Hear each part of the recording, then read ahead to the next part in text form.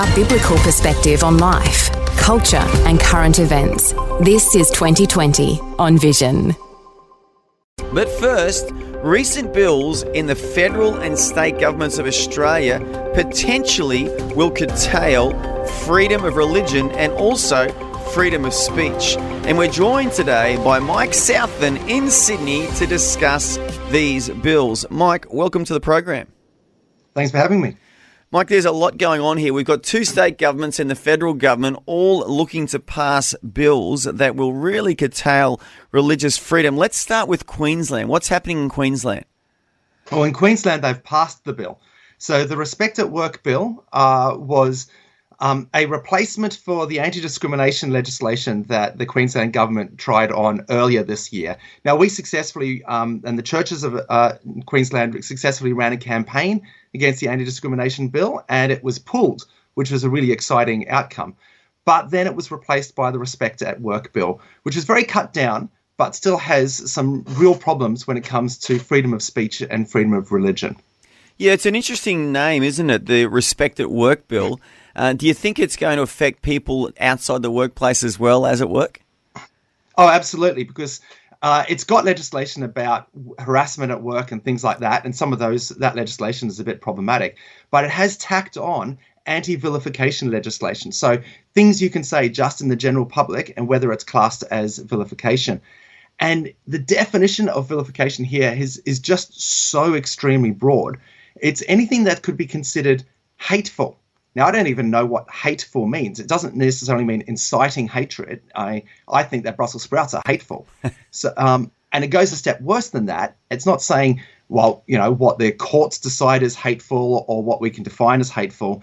It's a reasonable person who's listening to this thing who is of the offended category. So if a Muslim says something about a Christian, then it's the Christian who gets to decide if that thing was hateful, and vice versa. If a member of any other minority hears something that we say, they're the ones who get to decide if it's hateful. So it's so very broad, and it really is inviting easy court cases against people just for saying stuff you don't like.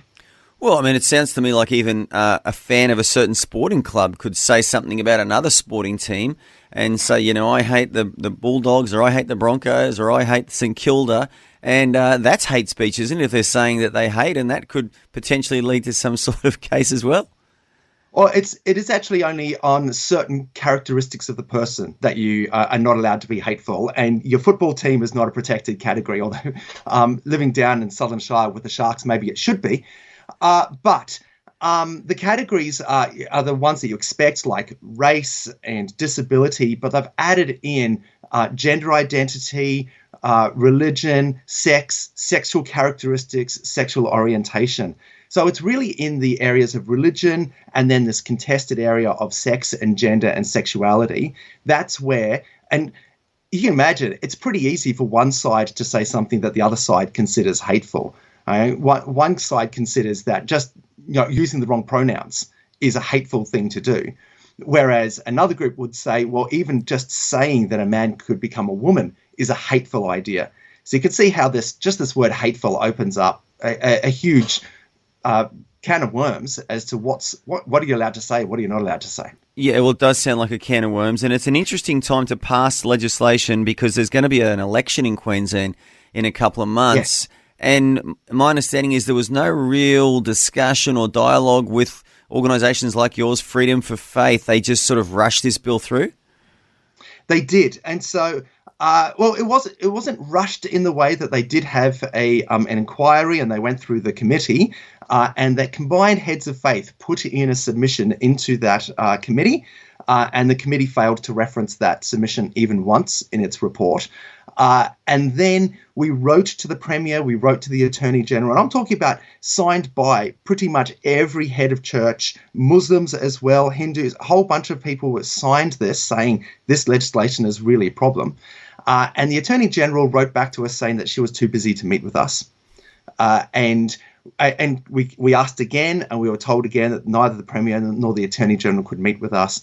The Attorney General finally wrote to us and sent a letter saying what this bill would do, and sent it to us on the afternoon that the bill was passed. That's when we got our letter. And it was sent literally minutes before she stood up and said, I have sent a letter to the heads of church explaining what this bill is about. Yeah. So Wow. it is some of the worst engagement I've seen from a government with faith communities for a long time. It's been pretty shocking. Very disappointing, especially since they did respond on the anti-discrimination bill. It's quite disappointing that they haven't responded on this, even to talk to us about what our problems were. Now, the anti-discrimination bill, that was under a different premier, wasn't it? So No, I was saying... so it was still... I think it was introduced under a different premier that was brought in. Yeah, you're right. Yeah, I think it was Palaszczuk, and now we've got this new Miles, Premier Miles. And so under his regime, there's been zero. So we can't say it was rushed through, but we can definitely say it was rammed through because they ignored your concerns, not just your concerns, but like you said, other faith communities as well. It sounds to me like anyone with any sense of faith or a religious perspective on the world or their worldview is going to potentially be liable now to being accused of hate speech simply because they believe in something. Yeah, especially disagreeing with another person's faith. And we're supposed to have robust beliefs. I want my Muslim friends to tell me I'm going to hell because I don't believe in their Allah. And I want to be able to say the same thing back to them. And in fact, in New South Wales, we do have those conversations. But then also in the really contested area around sexuality and gender, and it's very dangerous. It is worth saying that when the bill was introduced, the opposition, so both the Katter Party and the Liberals and the independent member for Noosa, all in their speeches said how concerned they were about this bill. They didn't move any amendments, knowing that nothing was going to get through anyway, but they did actually say quite clearly what their concerns were, and they echoed the concerns of the faith communities. So that was a small, bright spark out of a fairly dim debate at Parliament. Well, so now the question is, though, is the opposition in Queensland saying that they will repeal this bill if they're elected in the election later this year? That is the million-dollar question. No, they have not made any commitments to us on that, either public or private. And so this is actually the game leading up to the election. We need to tell our politicians that this is something that we're really concerned about. And for that reason, churches around Queensland are running candidate forums, inviting both candidates, all three candidates of their electorate, getting them into the church, inviting the Christians in the area to come and ask them, so what are you going to do about a whole range of issues, including religious freedom, including the Respect at Work bill? Okay, well, that's positive as well. But let's move on to federal, Mike. What's happening in the federal government with legislation and bills that they're trying to pass? Well, quite a few bills have bounced around, but the one that's really most concerning and interesting is the reintroduction of the misinformation disinformation bill, so this was the bill that was brought about a year ago, and it's supposed to stop misinformation online, and it drew a incredibly broad definition of what misinformation is and how you could break it. And lots of people complained, and so the bill was pulled. And Michelle Rowland, the Minister for Communications, said at the time that one of the things they had not considered in writing the bill was religious freedom, and they were going to go back and they were going to think about religious freedom as they rewrote the bill. And that was really encouraging because that's what we'd been asking them to do. So the new bill has just come out. It does have an exemption for religious speech. So it's got exemption for academic work and other things, and it includes good faith religious speech. So that's encouraging. That's a nice step forward. But the exemption's not super strong. It's got in particular this idea of reasonable dissemination of religious speech. And so it just raises this question again of what's reasonable and who gets to decide what's reasonable.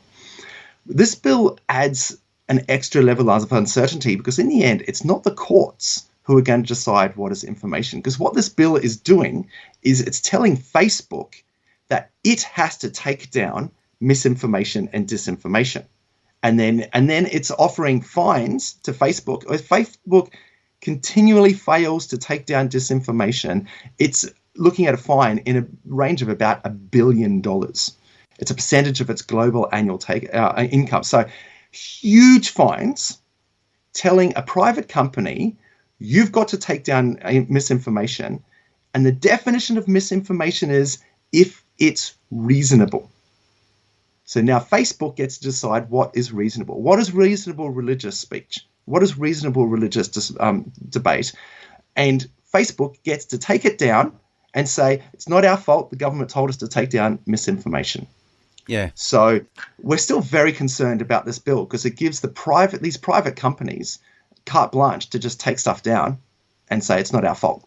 Yeah, it gives them an excuse to decide what sort of conversations happen on their platform. I know after the UK riots recently, a gentleman was put in jail, a gentleman in his 60s, for just, ranting on Facebook to his 58 friends or whatever he had, maybe a couple hundred friends, and he literally went to jail for posting on Facebook amongst his friends. It just feels like across the Western world, Mike, that this whole freedom of speech pillar of our civilization, which we once just took for granted that it was a part of our everyday lives in our Western democracies, it just feels like it's just being squeezed out of our societies now. Yes, and the concept of avoiding harm is replacing freedom of speech. And this idea that I can say things that disagree with somebody and that causes harm to them, so we've got to stop this level of disagreement. We are definitely seeing the language of harm replace these traditional values, which were treasured by both sides of politics, of the ability to freely say what you believe without getting persecuted for it. Yeah, and there's a spiritual dimension to this because obviously the church needs freedom of speech to do what Jesus called us to do, which is to preach the gospel and tell people that they're sinners, that they were born sinners, that without Jesus they're going to spend an eternity in hell. This is all interpreted as hate speech by some people, but we need the freedom to preach this message, and it feels like that freedom is slowly being squeezed out of our lives and our churches and even our broader societies. Absolutely. So, Mike, what else is going on? We're going to have about 5 more minutes. What's the next piece of legislation you want us to discuss?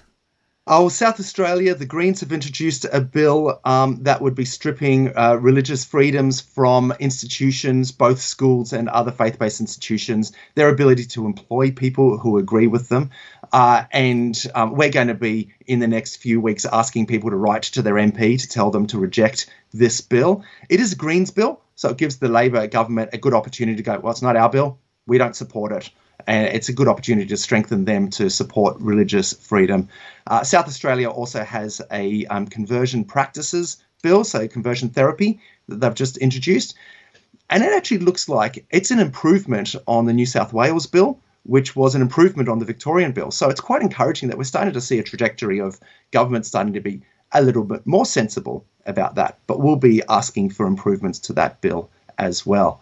I would like to say to the Queensland people, it is very important for you to come to these candidate forums and hear what your candidates have to say. You can find out everything about those forums at meetyourcandidates.org.au. You can find a full list, search for your local forum. It is so important to use this opportunity to speak to our politicians, both federal and state, and ask them, you've got to protect these vital freedoms of our freedom of speech. Absolutely. And Mike Southon is the Executive Director for Freedom for Faith. If everything we've been talking about today is news to you, didn't realise how bad things are getting in Australia, I encourage you to check out their website as well, and it's freedomforfaith.org.au. That's freedomforfaith.org.au. All of the issues and the concerns Mike has raised today here on Vision are on that website as well. And Mike, I just want to thank you and your team for being so diligent and being on top of all this, because it is a little bit overwhelming for the average person. We're all just trying to survive and deal with cost of living pressures and kids and school drop-offs and pickups and involvement in church. And then suddenly, we're in this nation called Australia where our basic freedoms seem to be taken away. So I want to thank you and Freedom for Faith for the really important work that you do. Thanks, Andrew. It's always good to chat. Yeah, you have a good day, mate. God bless, huh? You too. Thanks for taking time to listen to this audio on demand from Vision Christian Media. To find out more about us, go to vision.org.au.